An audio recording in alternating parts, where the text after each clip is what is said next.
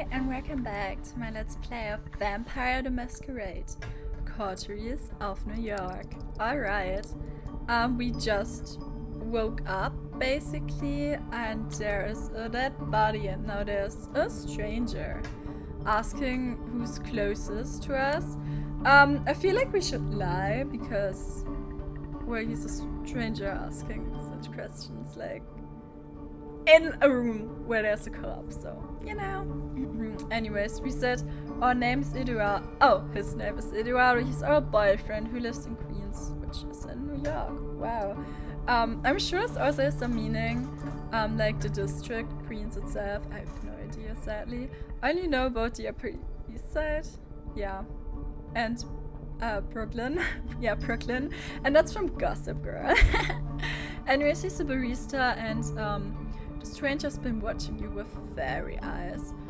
Since the moment you started talking, but only interrupts you at the first moment of visible hesitation. Oh, so he was waiting for, like, proof of our lies. Well, it would never happen to me. You're 100 years too young to train for me. He literally says, well, okay. Even your tails have tails. Second strike, try again. Damn, what's with the attitude? Your first instinct is to protest. Understandable. But you realize your thoughts are still too scrambled and panic to come up with anything coherent. You give up on all planned attempts to provide poor Eduardo with convincing psychological depth. Emma, my sister, she's having a night out in Brooklyn with her artist friends. Can I call her now? Take out your phone while asking a question. It was in your pocket all along. It must have been panic talking before. He shakes his head and points at the corpse next to him. Yeah, I think in the last part we thought we lost our phone. Well. The mean, mysterious stranger, who's apparently a few hundred years old, says, if you want to implicate her, go ahead. I think we'd all be better off if you let me make sure that she only knows what she needs to know. Yeah, I'm sure she's not gonna be worried if some random dude calls her instead of her brother. Anyways, we agree. Give me a phone number, I'll have someone get in touch with her. You obligate. And, oh, sorry, you oblige. And hand him the smartphone so you can copy the number from your list of contacts. Nope. I'm sorry. I just, no. No. It's like, no. Again, never would have done that. And he says it's gonna be helpful illustrating his next point, which is probably gonna be, you stupid. Why are you trusting strangers? Instead of giving you back your phone, the man hides it in his pocket. Yep. From this night onward, you're subject to different laws than the ones you grew up with. And you'll be watched by many eyes to ensure the laws are respected. Okay, and you're forbidden from letting anybody know you're still alive. Well, that's boring. You're forbidden from showing your face anywhere they know you. Okay, so just travel. If anyone comes to search you, it's over, both for you and for them. So basically, you get punished, family friends. Okay. He interrupts his monotone recitation to stare deeper to your eyes. So if you don't want someone to find your poor sister's body in the Hudson River next week, cooperate. Ugh. Annoying. The sight of his fangs again and another physical fight or flight response. You've bled right in his hands, put Em in danger. Yeah, that's what I said. I can only hope that you care for her enough not to do anything selfish. Well. By now you're absolutely sure he's just toying with you, provoking you just to feed on your reactions. I don't know about that. He hasn't told you where you're going yet, but he's already made it abundantly clear that a lot of people struggled hard toward getting there. You'd be far more eager to cooperate if he never raised the subject, but he made it to a point to make you fear the unknown. Well, if you like, his anxiety. Anyways, he's pushing you. But to what end? Does he want to intimidate you into complete submission? Is he hoping you give him an excuse to get rid of you? Why do we care? Or maybe he's testing you, forcing you to show what you're made of? Somehow all of these options seem plausible at once. Yeah, I don't think so. I don't think the full-on Yeah, no, I don't think the, like us, like pushing us, so we're gonna give him a reason to get rid of us so he won't feel guilty. I think it's stupid, because he does not seem like the type to care, you know? Also, like the painting in the back, at first it kind of reminded me of like, some animal, you know, with its mouth like open, but now it kind of reminds me of a chest, like crushed. Interesting. Anyways, alright, I think that's enough, like, just for today. You think? Yes. He glances at his silver watch. Aren't vampires supposed to be allergic to silver? Or is it just like a Witcher thing? It's the kind of brand my motors never see outside of luxury lifestyle magazines. Just who are you dealing with here? Well, not immortal, I suppose. It's past 3 AM now. The sun will come up in just a few hours, so we don't have much time. Come, we need to leave so the corpse can be taken care of. Okay. Turns his back on you to unlock the door. I feel like that's not gonna end good. That's stupid, so we should try this. Okay. You obediently follow him out the room before he locks it again. You manage to take a final glimpse of the corpse. You feel a pang of conscience, but not because of your victim's horrible fate. It's because you don't feel guilty, even though you should. Nothing important inside of you that was still there yesterday is definitely there tonight. You wonder if you'd even recognize yourself in the mirror. Anyways, the stranger shows you the elevator. You go to the ground floor. Okay. During an awkward ride, your dazed and confused mind desperately searches for a glimmer of hope and eventually comes across one. Maybe you'll find a man you met earlier tonight. I'm sorry. What was with the whole us trying to run away situation? Why did we not do that? Yeah, why did he target you? I don't know. Maybe you just look like a victim. I don't know. Anyways. He also doesn't know, and he does not know who he is. Okay. And he's not planning to come back for you. There's like such a theme in vampire games. Like in Vampire. You also... I think at the end you meet a... Wait, do you meet... There's like this woman who's a vampire, but I don't think she's the one who turned you. I think you never fully meet the person who turned you. But also again, there's like this whole scene of you waking up by the dogs and being confused and having to find out you're a vampire by yourself and... I don't know, be creative, do something else. Anyways, we might see him again tomorrow. You want to see him. Decomposition is natural. Okay. But for now I can only say this. It lies in his best interest to never see you again. Maybe we're the only person who can kill him. By some weird vampire biological thing. Ding! The elevator door opens to an empty hall. You walk outside, past the night guard's post, which is empty. The cold night air reminds you of the balcony just a few hours ago. The man motions to a black Cadillac Escalade. Take a seat in the back, please. Okay, I think that's really cool illustrated with his eyes there. Also Cadillacs. I have friends who drive them, but like aren't they so outdated? As you get inside, the man closes the door behind you. You hear a click as it locks. The Cadillac is almost entirely dark. Dark the side windows seem lead-proof. Is that grammatically correct? Oh, I didn't see. Yeah, okay, never mind. The man gets into the driver's seat, starts the engine, and drives away without command. I feel horrible. Like I care. Where is he taking us? To a safe place? I feel like that's rather subjective. Forgive me, I'm not in a talkative mood. This won't be long to have patience. Okay. I feel like this is a statement. Why are we done with him? He's not in a talk. I can never shut up. So this would be horrible. And also, I don't have to swing her patience, so... Dead silence fills the car. Oh my god, that sounds horrible. A blurry afterimage of the man who bought you painting is still there. It's so strange. You've never felt this way about anybody. I love how you could totally interpret some of like half of the game's dialogue into some love story stuff. Anyways, it makes you happy, even though you've denying you thought there's something fundamentally abusive about the situation. Yeah, no shit. But then the girl's hair spilled all over the purple hoodie, and her blood spilled all over the cold floor come into sharp focus. You want to cry, but it's as if there were no more tears left in you.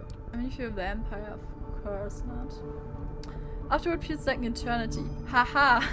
You know, I'm not sure if that's supposed to be a joke. Anyways, the car comes to a stop. We get out in an underground parking lot. It's ugly. Concrete. Ugly concrete grey thing. Empty, but for the car you came in. It looks like there's room beyond a metal door on the wall. Guess you live to see another light. Yippee! Lucky me! Follow me. Here comes the door and lets you inside. Those are our lodgings for the night. If you get hungry... Again? Full on judgmental. Like, take it like, dude. Anyways, take a look in the fridge. Tomorrow I will come to pick you up. The cramped room has no windows, just a simple bed, a single light bulb hanging from the ceiling, and a small humming fridge, and a rattling AC fan on the wall. That sounds horrible. Yeah. It has all the coziness of a solitary prison cell. You notice claw marks of the inner side of the entrance door. Lovely. Yeah, no. I'm not going in there. Actually, yes you are. How about no? Listen, normally I'd lose my nerve right about now and things will get nasty. But I get it, you're scared, you don't understand what happened. It sounds so manipulative, like a speech he tells everyone, you know? Because like he has to have been in the scenario, like, many times. Anyways, trust me, you will learn more tomorrow, but now I need you to rest. And you need to rest. Gestures inside the room. Okay, the room's actually way bigger than I would have assumed. It's not as horrible, but still, I don't know. Finding no more willpower, you resist. Again, couldn't be me. You step inside. The stranger nods contently. Good night. We didn't even say good night back. That's rude. He locks the door behind us. It looks very secure and sturdy. We open the fridge. Why are we? Okay. There's a single plastic bag in the fridge filled with red liquid, unlabeled tomato soup. Haha, you feel sick to your stomach. Best leave it for now. You lie down on a bed. It's a simple mattress on a metal frame, kind of crimpy and damp. Ew. Seeing it makes you grimace, but you're just too tired not to lay about that. Honestly, yeah, I rather would have had him kill me than go in there, I think. Like, hygiene? No. Ew. Yikes. Your entire body hurts, a dull feeling that makes you feel heavy. You feel vulnerable and lonely. Usually when that happens, you turn your attention to painting, just not to think about the alternative. I mean, there's blood you can paint the walls with. I know there was like this one Brooklyn Nine-Nine scene where Jake painted with like mashed potatoes or something. Anyways, your family upbringing left you with no skills but artistic talent. Creating art used to be something of my pleasant duty. That sounds weird and illogical. So, and like a lie. Somewhere along the line though, it became the only weapon you had to fight with existential despair. God, this is like a depressing game. I thought it was like a cool vampire thing. And now it's a full-on visual novel with like... Well, you've like gay and wants to die. Like, huh? Anyways, some of your best work was created in Liar of impotentially crying in bed. Oh wow. Hey, you're pretty sure a few of those pieces had your tears mixed in with the paint. Oh my god, you're so edgy. Wow. You look back at your life and start looking like a downward spiral. God, can you stop with all the self-pity? It's getting annoying. I'm sorry, I feel like I'm full on hating on the protagonist, but like, for a reason. Anyways, you're so tired, your entire body tenses up, and before you know it, you drift away into oblivion. Then you wake up, It's a surprise in itself. You barely remember when you drifted off. It didn't feel like quite a sleep, more like plummeting into an endless void. You imagine it's how death feels like. Anyway's dream is unchanged. We slept 17 hours. Yeah. Maybe you died, your breath is gone, you feel no thump in your chest. Does that qualify as that if you're still conscious? No, he's probably just like... Oh, I don't think I can actually say that word. Anyways. You're not sure about that, but you're certain about one thing. You're hungry. It's not your stomach rumbling though, it's a need. It starts somewhere in your abdomen and spreads to your chest, throat, and back of the head. You open the fridge. The bag is still there. You take a closer look at it. If it is soup. Dude, why are you gaslighting yourself? Anyways, then the color and texture is off. Yeah, so... Yeah. You pull the cork out, take a whiff, you recognize the smell immediately. Holy shit. There's no mistaking it. It's bag blood. I actually had like a whole bowl of blood in my fridge at one point. Yeah. It's not because I'm edgy or something, it's just I have a husky. So. Anyways, the smell is faint and you remember some situation in the past where you found it nauseating, but now it's almost... No, not almost. It is enticing. Okay. Yeah, of course we're gonna drink the blood, right? If it's wrong, why? Didn't we just complain about not having a conscience, basically? Anyways. There's barely anything in your life that doesn't. To hell with it. You pour a bit of liquid into your mouth. It tastes bland. Reminds you of a cheap supermarket juice. Just enough flavor to register as what it claims to be in a box, but nothing like the real thing.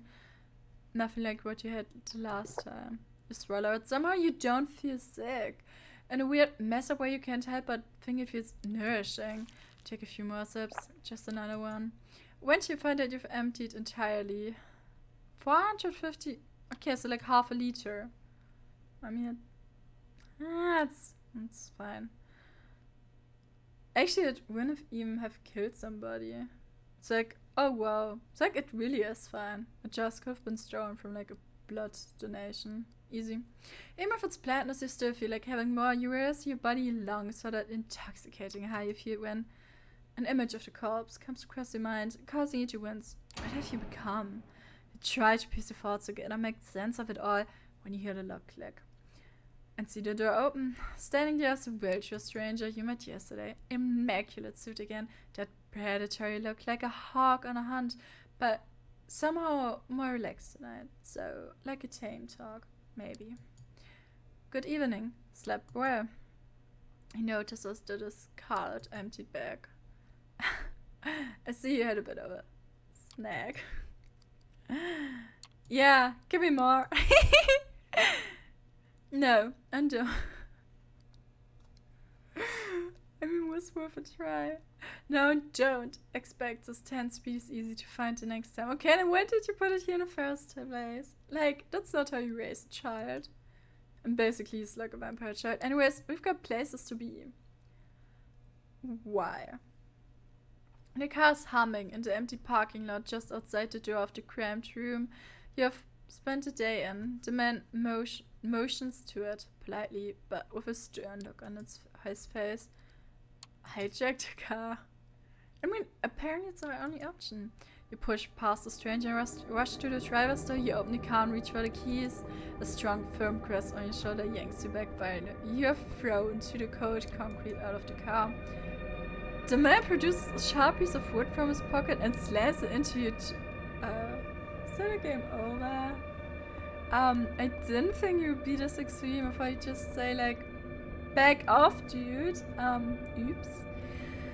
It's a sharp pain that makes all your muscles tense, paralyzes, then a feeling of all-encompassing exhaustion blacking out. You can see the trunk of the car opening, then the trunk closing with your body inside. So you can see us like from third person, okay? The last thing you sense is the engine starting. Then you're wrapped in all-encompassing nothingness, drift into oblivion. You feel pain in your chest and hear wet, scratched like sound. You suck air through your teeth as you wake, hoping this was all a nightmare. Alas, the gas was just an instinct. You don't actually breathe in, nor out. Your heart is there as it was before. I'm sorry, did you just... What? I'm so confused, because, like, isn't this... How? Oh, I see. Oh, okay. I was just gonna say, like, isn't this how vampires die? But, like, yeah, we are, like, in afterlife or something. You're in a bright lit room, paintings on the wall, soft music. Art gallery? A stranger here holding a steak in his hand. There are more people too, many more, staring at you. You look down, your clothes are whipped around your sternum. You touch your chest and realize there's a gaping hole there. You can feel your broken ribs and the flesh around them. The nightmare keeps going strong. Get up. You stand up. About 24 faces observe your every move, and a number of waiters navigate the gathering, serving drinks. None of them are acknowledged by the people they're attending. The guests are well dressed, mostly, but it's unclear why they've gathered here. Nobody seems particularly interested in the art pieces on the wall, and the atmosphere is polite, unnaturally so. Something about everyone's eyes makes it abundantly clear they're here for you. Well, that just sounds about terrifying. I'm gonna say we just end this Let's Play right here. I say thank you guys so much for watching and see you next